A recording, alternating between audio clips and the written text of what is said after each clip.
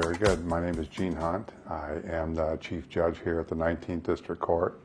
I've been the Chief Judge. This is my second year, and good job. Okay, the 19th District Court is a district court. Each city has a district court, or there are some cities that group together to have a district court. In the district court, you handle all the misdemeanor cases, all the traffic tickets, all the small claims cases, all the landlord-tenant cases. You handle all the felonies that come out of the city for the first 3 court dates: the arraignment, the probable cause conference, the preliminary examination, and then once the preliminary examination is over, the case is either dismissed here or it's bound over to the recorder's court. We handle a civil docket as well, and the jurisdictional limit for the civil docket in district court is $25,000. So if you have a civil case and you're asking for $25,000 or less, you'll be in the district court. If you're asking for more than $25,000, you go to the circuit court. Well, everyone that we're not going to have people coming into the courthouse until August. Everything right now is done virtually. We're actually in phase 2, which allows us to have people in the court, but we're taking it safe.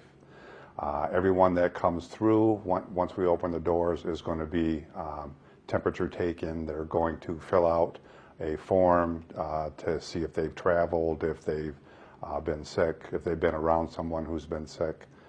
We have hand sanitizer throughout the courthouse. We have social distancing in place, so when someone comes into court, they will have a designated place to sit. It'll be every other row. People who are here for court dates, we have the technology that allows us to have them wait in their car. So once their case is ready, that we would send them a text, and they would then come into court, be screened to come here. Everyone, once we open the doors, is going to be required to wear a face mask. Actually, it, in my opinion, jump-started the future. I think the future is going to be going this way, where courts are going to handle a lot of their hearings by video conferencing, one way or another, Zoom or something else.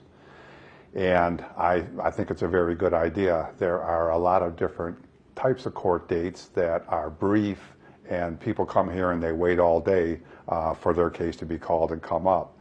When it's done by video, then they can be in their house, they can be at work, they can be wherever it is they have to be, and then they just need to be on the video for a very short period of time.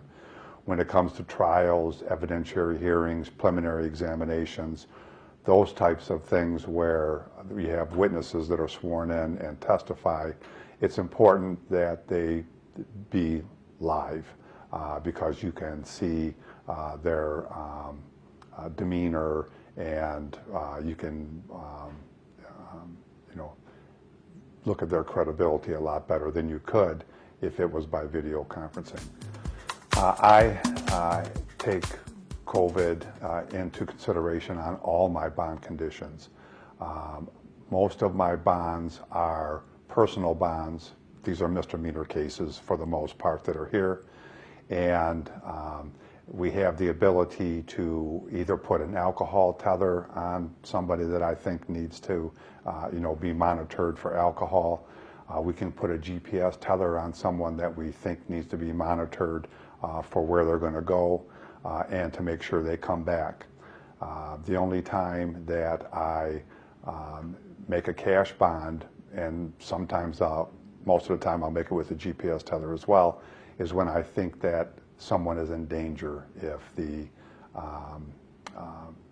person that has been accused is out on bond. People will get tickets and unfortunately can't pay them or don't pay them, and then what happens is their license gets suspended, and then they snowball out of control to where it gets so bad that they can never recover. Well, that would be probably about 5% of the people that come in front of me for driving on a suspended license.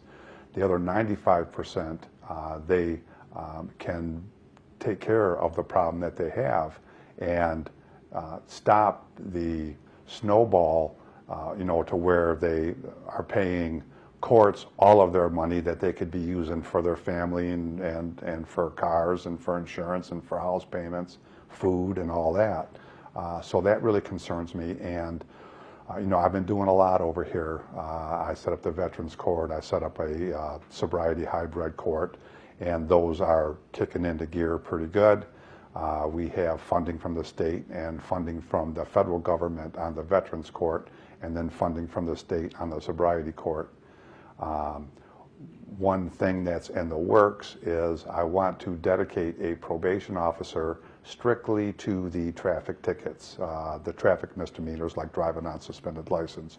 So when somebody comes through here and their license is suspended, they'll go to this probation officer who's going to be an expert in how to go about getting your license back and keep an eye on them and have them make payments to other courts and to our court over a period of time so that they can get their license back and quit paying courts all of their money.